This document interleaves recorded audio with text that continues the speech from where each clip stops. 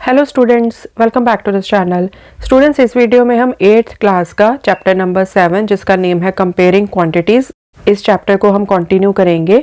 Exercise 7.1 and 7.2 already covered है इस channel के ऊपर, तो जब आप इस चैप्टर की प्लेलिस्ट में जाओगे तो वो वाले क्वेश्चंस आपको उस प्लेलिस्ट में मिल जाएंगे।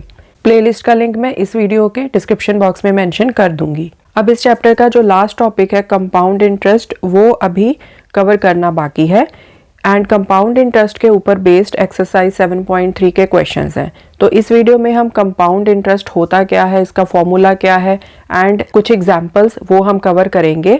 एग्जांपल्स जो है मैंने आपकी एनसीईआरटी की टेक्स्ट बुक से ही ली हैं, तो वो सब कुछ हम इसी वीडियो में कवर कर लेंगे एंड नेक्स्ट वीडियो में हम फिर एक्सरसाइज 7.3 के क्वेश्चंस को सॉल्व करेंगे। सो सिंपल इंटरेस्ट जो होता है वो तो आप जूनियर क्लासेस से पढ़ते आ रहे हो, आपको अच्छे से उसकी प्रैक्टिस भी होगी। Simple interest is equal to PRT upon 100, ये उसका फॉर्मूला होता है। ओके, अब कंपाउंड इंटरेस्ट की हमें ज़रूरत क्यों पड़ती है? We have some money in the bank, every year some interest is added to it which is shown in the passbook. This interest is not the same each year, it increases.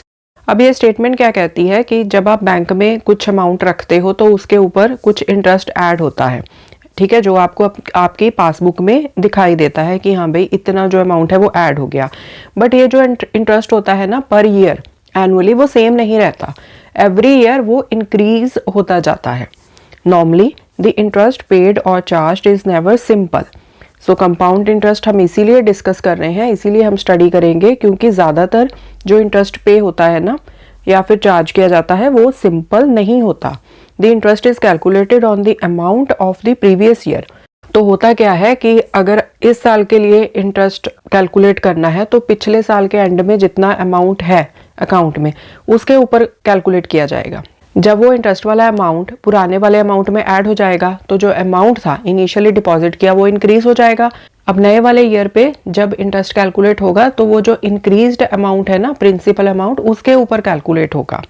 This is known as interest compounded और compound interest. So इसी को बोलते हैं कि interest compound हो गया या फिर सिंपली कंपाउंड इंटरेस्ट। ओके, अब आगे जब हम एग्जाम्पल्स करेंगे ना तो आपको अच्छे से समझ में आ जाएगा कि एग्जैक्टली इसका मतलब क्या है, इसका मीनिंग क्या है।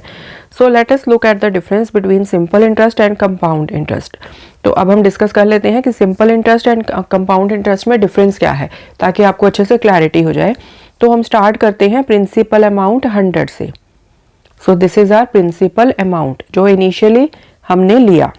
अब यहाँ से आपको अच्छे से समझ में आ जाएगा, ठीक है। सो यहाँ पर 3 साल के लिए हम देख रहे हैं कि थर्ड ईयर के एंड में हमारे पास क्या अमाउंट आएगा, अगर तो सिंपल इंटरेस्ट हो, अगर हो कंपाउंड इंटरेस्ट।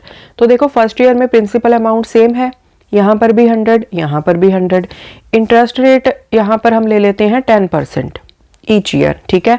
तो 100 के ऊपर 10% इंटरेस्ट रेट कैलकुलेट किया सिंपल इंटरेस्ट, तो कितना बन गया 10। यहाँ पर भी सिंपल इंटरेस्ट कैलकुलेट किया 10 बन गया, ठीक है। सिंपल इंटरेस्ट कैसे कैलकुलेट करते हो? PRT upon 100। तो principal amount 100 into rate of interest क्या है 10 एंड 1 साल की बात हो रही है ना, फर्स्ट ईयर मतलब 1 साल, तो 1 ईयर हो गया एंड नीचे 100, तो ये कट गए तो 10 आ गया हमारे पास। तो वही यहाँ पर कैलकुलेटेड है 10। तो ईयर एंड पे अमाउंट कितना बना? यहाँ पर जो प्रिंसिपल था उसमें इंटरेस्ट ऐड कर दिया 110। सिमिलरली यहाँ पर प्रिंसिपल प्लस इंटरेस्ट 110। अब देखो सेकंड ईयर के स्टार्ट में अगर तो सिंपल इंटरेस्ट के वे से हम चल रहे हैं, सिंपल इंटरेस्ट के वे से, तो जो प्रिंसिपल अमाउंट है वो सेम ही रहेगा कैलकुलेशन के लिए। यहाँ पर 100 था तो यहाँ पर भी हम 100 लेंगे, उसके ऊपर हमने 10% इंटरेस्ट रेट कैलकुलेट कर लिया, तो जितना यहाँ पर इंटरेस्ट बना था उतना ही यहाँ पर बनेगा क्योंकि प्रिंसिपल सेम है हमारा। तो सेकंड ईयर के एंड में कितना आएगा? 110 यहाँ पर बन गए थे हमारे फर्स्ट ईयर के एंड में, उसमें फिर यहाँ पर जो इंटरेस्ट बना है 10 रुपए का वो इसमें ऐड कर दिया, तो 120 रुपीज़ बन गए। अब आते हैं कंपाउंड इंटरेस्ट की तरफ। तो कंपाउंड इंटरेस्ट में डिफरेंस ये होता है कि अब आपने जो प्रिंसिपल लेना है ना, प्रिंसिपल अमाउंट, वो आप लोगे जो यहाँ पर फर्स्ट ईयर के एंड में अमाउंट आया था आपका इंटरेस्ट को ऐड करके। तो फर्स्ट ईयर के एंड में इंटरेस्ट को ऐड करके जो फाइनल अमाउंट था वो बना था 110 रुपीज़। इसी को आपने लेना है नेक्स्ट ईयर के लिए प्रिंसिपल। तो यहाँ पर प्रिंसिपल अमाउंट है 110 रुपीज़, ओके। जबकि सिंपल इंटरेस्ट के केस में क्या होता है, प्रिंसिपल अमाउंट हम वही लेते हैं जो हमने स्टार्टिंग में एक बार ले लिया, मतलब यही वाला हमने बार बार लेना है एवरी ईयर के लिए, ओके। अब यहाँ पर आओ, प्रिंसिपल अमाउंट 110, इसके लिए जब हम इंटरेस्ट को कैलकुलेट करेंगे, so simple interest is equal to PRT upon 100, इसमें वैल्यूज़ को पुट कर दो। प्रिंसिपल अमाउंट है 110, रेट देखो वो तो सेम है 10, टाइम कितना है, एक साल के लिए हम कैलकुलेट कर रहे हैं तो 1 आएगा, तो यहाँ पर नीचे 100 आ गया, ये आपस में कट गए तो 11 रुपीज़ आ गया अब, ठीक है। सो यहाँ पर इंटरेस्ट कितना आ गया 11। अब यहाँ पर ईयर एंड पे अमाउंट कितना आ जाएगा, 110 प्लस 11, तो कितना आ गया ये 121, ओके।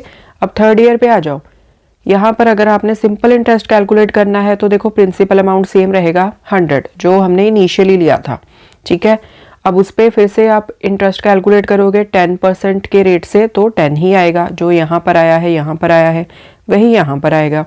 सो थर्ड ईयर के एंड में यहाँ पर कितना अमाउंट आएगा, सेकेंड ईयर के एंड में कितना था 120, सो 120 में अब यहाँ पर ये जो इंटरेस्ट बना है 10 रुपये का उसको ऐड कर दो, तो एंड में आपके पास टोटल अमाउंट कितना बना 130 रुपीज़।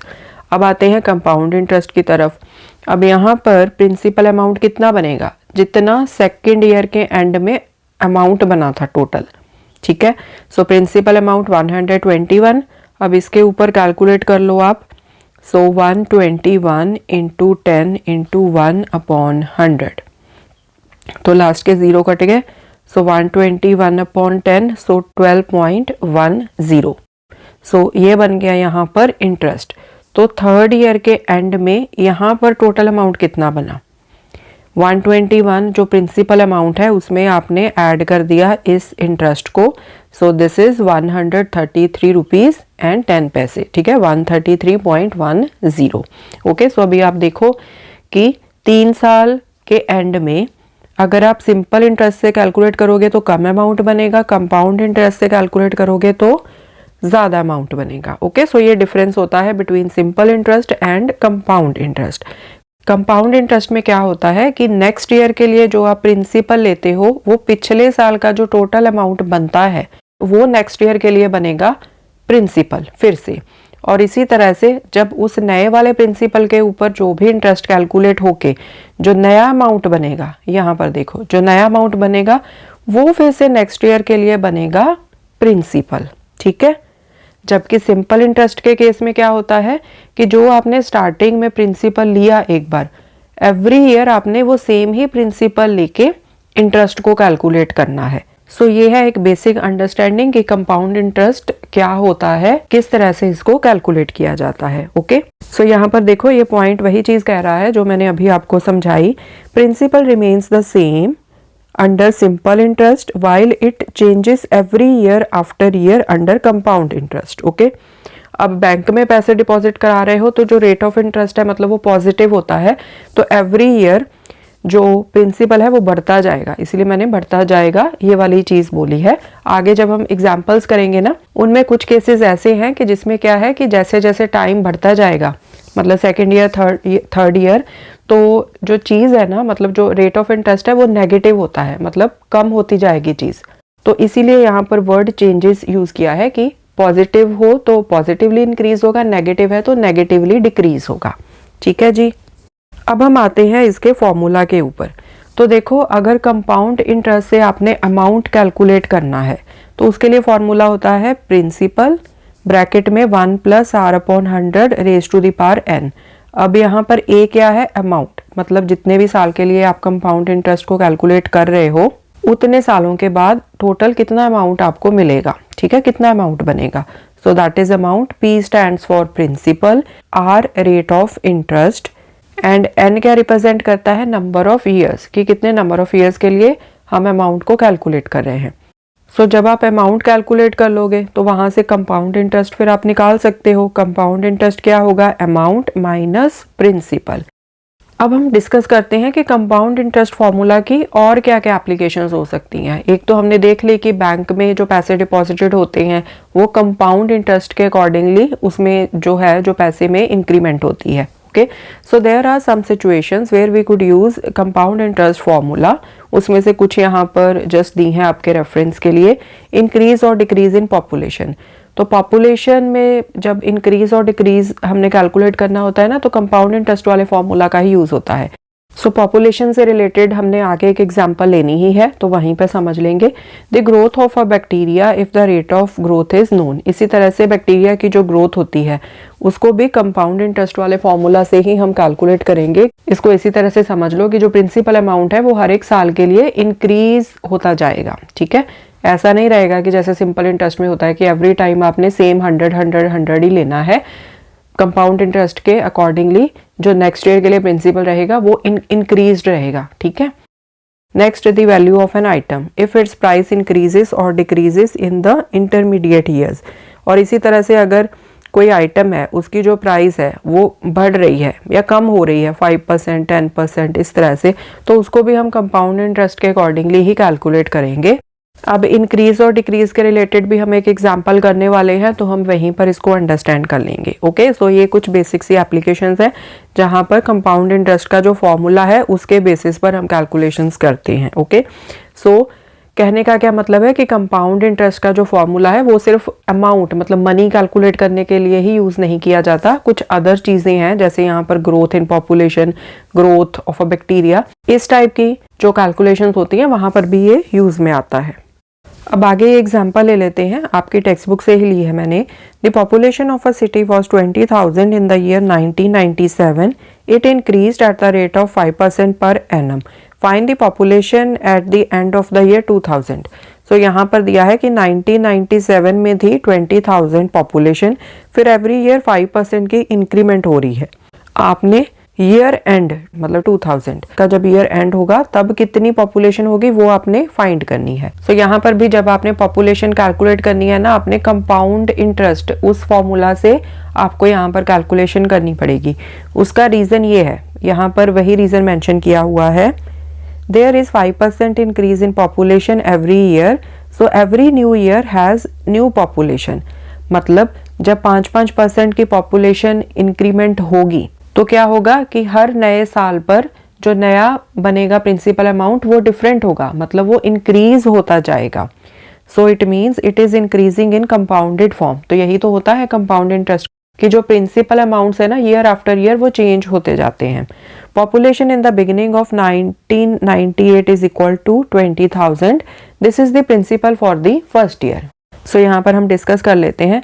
अब देखो 1997 में कितनी पॉपुलेशन थी सिटी की? 20,000। मतलब जब हमने 1998 के लिए स्टार्ट करना है पॉपुलेशन कैलकुलेट करना, सो 1998 के बिगिनिंग में कितनी पॉपुलेशन होगी?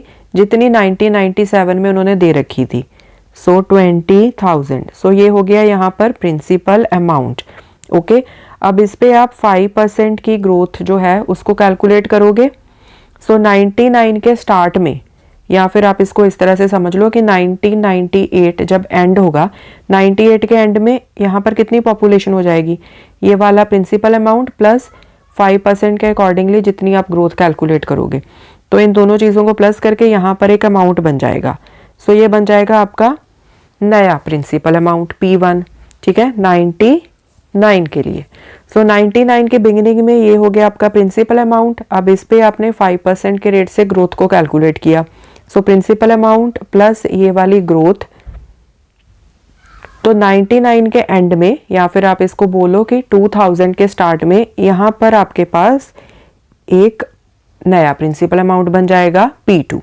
ओके, सो जब मैं ऐसे बोलती हूँ ना 99 के एंड में या फिर 2000 के स्टार्ट में, तो ऐसा मैं क्यों बोलती हूँ? ताकि आपको दोनों तरह से समझ आए। एक एक साल के लिए आप पॉपुलेशन को यहाँ पर कैलकुलेट कर रहे हो ना, ग्रोथ को।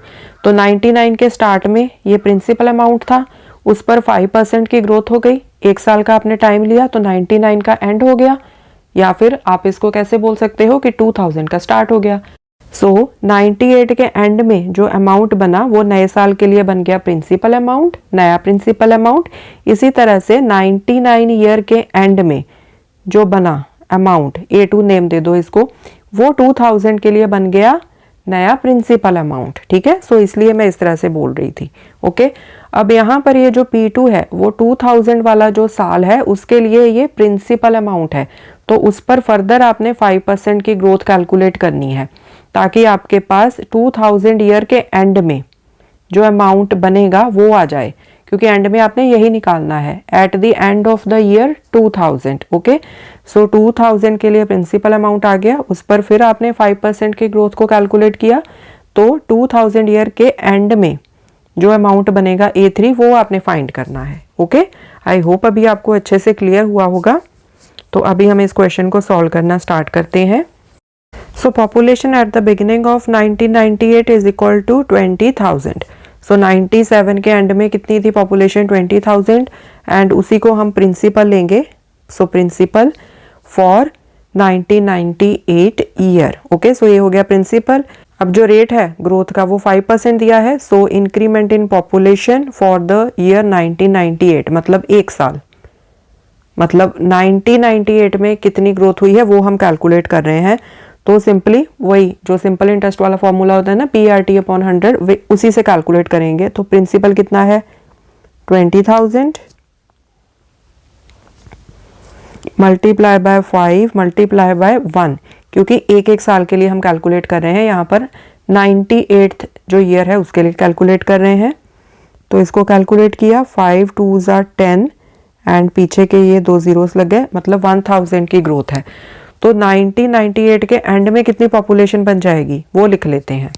सो population at the end of 1998 वही होगी population at the beginning of 1999। जैसे मैंने यहाँ पर बोला था कि यहाँ पर जो अमाउंट आएगा एंड में 98 के एंड में, वही नेक्स्ट साल के लिए मतलब 99 के लिए नया प्रिंसिपल बन जाएगा, ठीक है। सो यहाँ पर कितनी पॉपुलेशन हम लेंगे?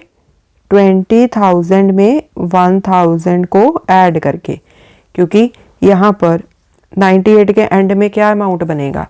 यहाँ पर जो प्रिंसिपल अमाउंट था उसमें ये जो इंक्रीमेंट हुआ है इन दोनों को ऐड करेंगे। सो दिस इज 21,000, ओके। अब ये जो 21,000 है ये 99 के लिए क्या बन जाएगा? नया प्रिंसिपल अमाउंट, ओके। अब अमाउंट मेरे मुंह से बार बार निकल रहा है, बट यहाँ पर हम पॉपुलेशन की बात कर रहे हैं, सो मतलब 21,000 है नई पॉपुलेशन, ओके। सो यहाँ पर भी रेट ऑफ ग्रोथ तो सेम है 5%। अब यहाँ पर 99 में हम इंक्रीमेंट को कैलकुलेट कर लेंगे, तो नया जो प्रिंसिपल है 21,000 into rate of interest into year, एक साल के लिए कैलकुलेट कर रहे हैं ना, तो एक आएगा यहाँ पर अपॉन 100, इनको कट कर दो। सो पीछे का ये जो 0 है इसको लगा दो, 5 1s are 5 5 2s are 10। सो इतनी ग्रोथ हुई है पॉपुलेशन में इन 99। सो 99 के एंड में कितनी पॉपुलेशन बन जाएगी? अब हम उसको कैलकुलेट कर लेंगे। सो population at the end of 99 उतनी ही पॉपुलेशन होगी एट द बिगिनिंग ऑफ 2000, मतलब यहाँ पर जो अमाउंट है वो नेक्स्ट ईयर के लिए बन जाएगा प्रिंसिपल अमाउंट। एंड ये कितना आएगा? यहाँ पर कितना था प्रिंसिपल? 21,000, उसमें ये जो ग्रोथ हुई है 1050 की, इसको ऐड कर दो। So this will be 22,050, okay. अब 2000 के बिगिनिंग में इतनी पॉपुलेशन है 22,050। अब इस पे हम 5% की ग्रोथ से एक साल के लिए देखेंगे कितनी इंक्रीमेंट बनती है। सो वो अमाउंट आ जाएगा एट द एंड ऑफ 2000 जो हमने कैलकुलेट करना है। सो यहाँ पर रेट कितना है? 5%। सो इंक्रीमेंट को इंक्रीमेंट लिख लो या ग्रोथ लिख लो। सो बेसिकली एक्चुअली ग्रोथ ज़्यादा अच्छा वर्ड है। आपके क्वेश्चन में भी ग्रोथ वर्ड का यूज़ किया गया ना, क्योंकि पॉपुलेशन ग्रो करती है, ठीक है। इंक्रीमेंट ज़्यादातर हम यूज़ करते हैं जब हम मनी से रिलेटेड कोई बात करते हैं, ओके। सो आप ग्रोथ वर्ड यूज़ कर लेना, मैं अभी for the timing increment he continue रखती हूँ। तो ये कितना आ जाएगा? ये जो नया प्रिंसिपल अमाउंट है इंटू 5 इंटू 1 अपॉन 100। सो ये कट गया। So this is equal to 5 5s are 25, then 5 2s are 10, 1 carry, 5 2s are 10 plus 1 11, so 1102.5। So population at the end of 2000 कितनी बनेगी?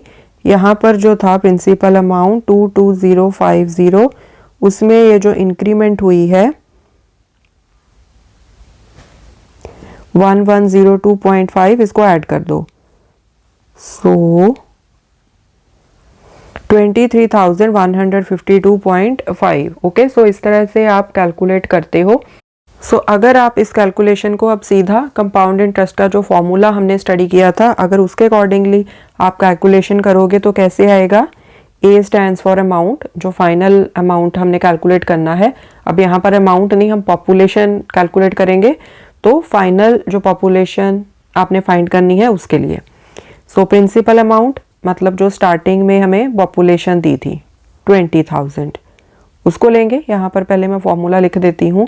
A is equal to P 1 plus R upon 100 raise to the power n। So P stands for जो initial principal था, 1 plus R stands for rate of interest जो कि 5% है, n stands for, यहाँ पर अब हमने कितने साल के लिए कैलकुलेट करना था? 3 साल के लिए, 98th ईयर के लिए, 99th ईयर के लिए एंड 2000 ईयर के लिए। सो 3 साल के लिए हमने कैलकुलेट करना था। सो यहाँ पर 3 डाल दिया हमने। सो यहाँ पर 100 एलसीएम आ गया। सो ऊपर भी क्या आ जाएगा? 100 plus 5 raise to the power 3। So 20,000, यहाँ पर 105 अपॉन 100 इसकी पावर 3। सो यहाँ पर इन दोनों को 5 से हम कट कर सकते हैं, यहाँ पर 20 आ जाएगा। 5 2 ज़ा 10, 5 1 ज़ा 5। So 20,000 multiply by 21 upon 20 raise to the power 3। So this is equal to 20,000 multiply by 21 upon 20, 21 upon 20, 21 upon 20। So ये 3 जीरोस यहाँ पर कट जाएंगे। 2 1 ज़ा 2, यहाँ पर आ गया 10। देन 2 1 ज़ा 2, यहाँ पर आ गया 5। ओके, नाउ 21 इंटू 21 होता है 441। 21 इंटू 5 कितना आएगा? 5 1 ज़ा 5, 5 2 ज़ा 10। तो इनको मल्टीप्लाई कर दो। 5 1 ज़ा 5, 5 4 ज़ा 20, 2 कैरी, 5 4 ज़ा 20 प्लस 2 22। सो यहाँ पर जीरोस लग गए। देन 441, 441। सो 5 0 3 6 4। सो 46305 अपॉन, यहाँ पर नीचे 2 बचा। सो 2 2 ज़ा 4, 2 3 ज़ा 6, 2 1 ज़ा 2, 1 साथ में 0, 2 5 ज़ा 10, 2 2 ज़ा 4 एंड फिर 1 पीछे 0 लग जाएगा, 2 5 ज़ा 10। सो 23,152.5। सो देखो इस तरह से एंड इस तरह से कैलकुलेशन दोनों वे से सेम बैठेगी। ओके, सो ये इस तरह से कंपाउंड इंटरेस्ट का जो फॉर्मूला है वो यूज में आता है। ठीक है जी।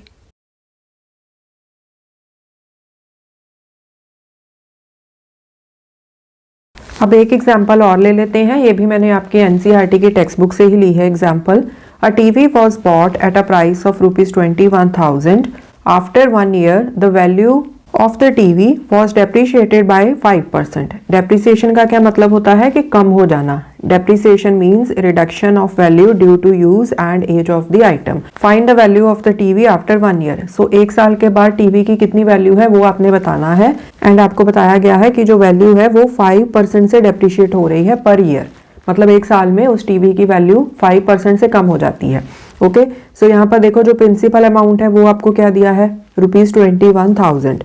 तो इसको दोनों वे से मैं आपको करके बताऊंगी। सो प्रिंसिपल कितना है?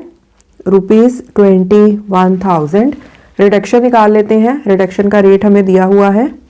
Reduction in value for 1 year, ये कैसे निकालेंगे हम? हमें रिडक्शन का रेट दिया हुआ है 5%। तो जो सिंपल इंटरेस्ट वाला फॉर्मूला होता है PRT अपॉन 100 वाला, वो यहाँ पर लग जाएगा। प्रिंसिपल क्या दिया है? 21,000 multiply by rate of interest 5 time 1 साल के लिए निकाल रहे हैं अपॉन 100। ठीक है, सो लास्ट के 2 जीरोस कट गए। ये वाला जो 0 है ये पीछे लग गया। 5 1 ज़ा 5, 5 2 ज़ा 10। सो 1 साल में कितनी रिडक्शन हुई? 1050 रुपीज़ की। सो अब आप कैलकुलेट कर लो कि 1 साल के बाद क्या वैल्यू रह जाएगी उसकी। जो प्रिंसिपल अमाउंट था उसमें से जितनी रिडक्शन हो चुकी है उसको आप सब्ट्रैक्ट कर दोगे। सो ये हो गया simple way. So value of TV after 1 year, 21,000 minus 1050। सो यहाँ पर इसको सब्ट्रैक्ट कर लेते हैं, 0, यहाँ पर 5 आ गया, यहाँ पर 9 आ जाएगा, यहाँ पर 0 बच गया। सो 10 माइनस 1 9 एंड यहाँ पर 1 आ गया।